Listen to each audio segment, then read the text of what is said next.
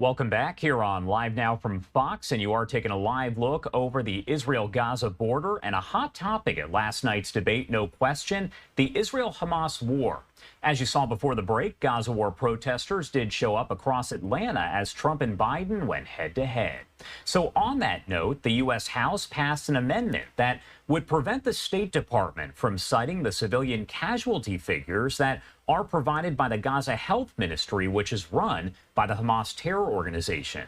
The amendment was part of the annual State Department appropriations bill and was spearheaded by Democrat Jared Moskowitz and co-sponsored by several Democrats and Republicans. The measure passed by an overwhelming majority of 269 to 144, with 62 Democrats and 207 Republicans voting in favor of it.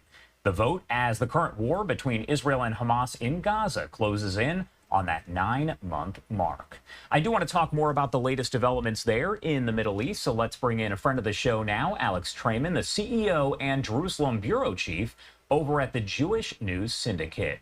Thank you so much for taking the time to be here with us today. Josh, thanks for having me. Of course. So first question here, I want to talk about that amendment that was passed by the U.S. House, all related to those Gaza casualty figures. What is the significance of a bipartisan effort there to pass that amendment? Well, I think it demonstrates that the Congress, both houses, had enough intelligence to understand that the figures coming out of the Gaza Strip were not reliable. Hamas's strategy has been to have Israel kill as many civilians as possible and to inflate the numbers of civilians killed in order to put diplomatic pressure on Israel to stop its campaign. Here, the Congress is saying that those numbers can't be counted on and that Israel has not killed as many people as the Gaza Health Ministry, which is run by Hamas, says they did. And sticking with the U.S. here, the U.S. is going to reportedly release the bombs that it withheld from Israel ahead of the Rafah operation. Did Netanyahu's video, just in your opinion, where he criticized the Americans for withholding the weapons, lead to them actually being released to Israel after all? Did that play any kind of role?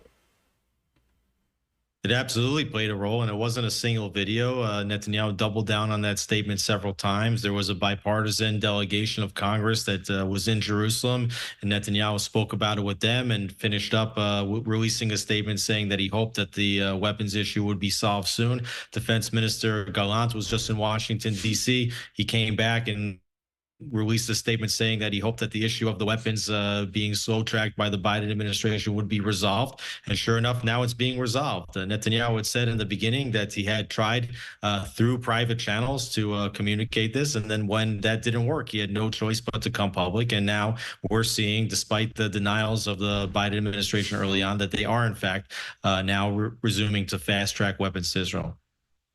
American intelligence now saying that they expect a, quote, major escalation could happen very soon between Israel and Hezbollah there in the north. My question, what does that say to you? Because we know that there's been those attacks that have been intensifying by Hezbollah on Israel. What does a major escalation even look like?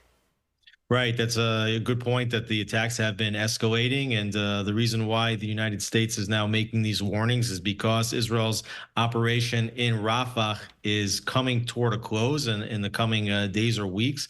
At that point, Israel will be able to shift its troops and its missile defense, as well as its tanks, up to the north for a potential conflict with Hezbollah, which has been firing nonstop at Israel since October 8th.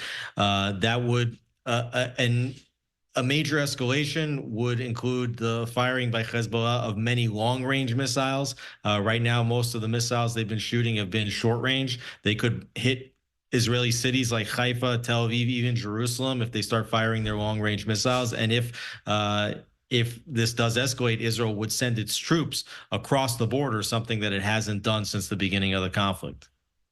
The U.S. has now joined the countries that are warning their citizens who are over in Lebanon that a war could happen at any moment, so they need to leave the area, and also urging them not to travel there. Would you see any of these countries actually going in to remove their residents and civilians to prevent any of them being harmed during a potential war?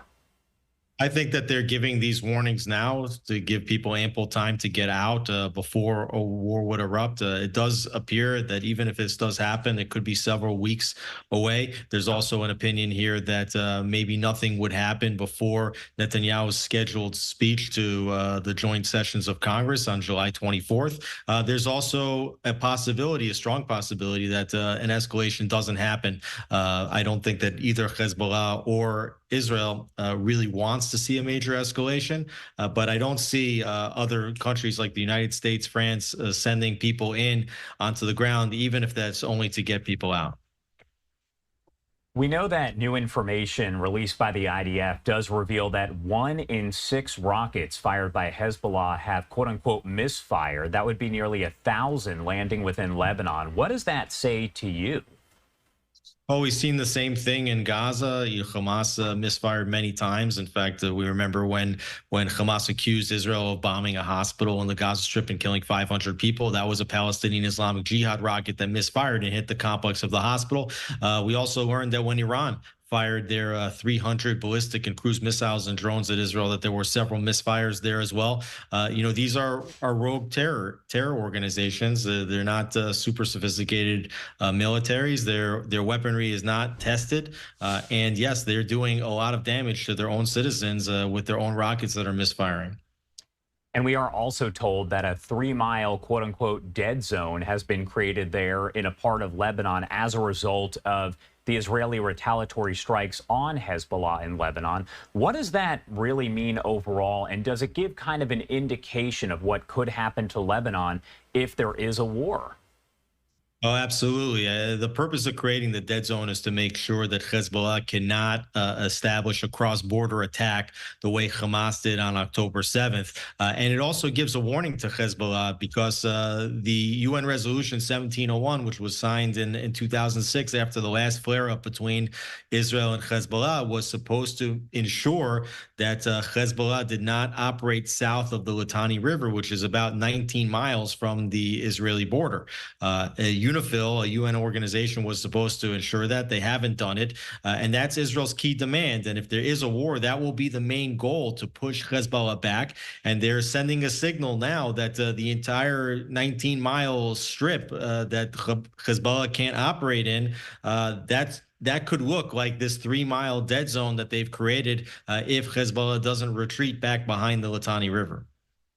My last question here. Israel does say that it, quote, facilitated the passage of 68 sick and injured children along with their loved ones via the Kerem Shalom crossing to Egypt and elsewhere. Have there been other missions from your reporting that you know of like this that we just aren't hearing about?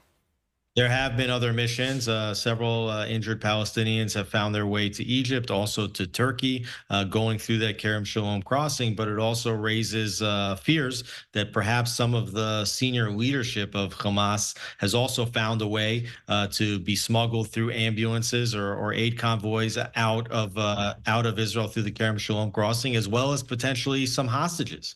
This is the danger of having this crossing. We know that Hamas uses every possible humanitarian aid or offering to its advantage.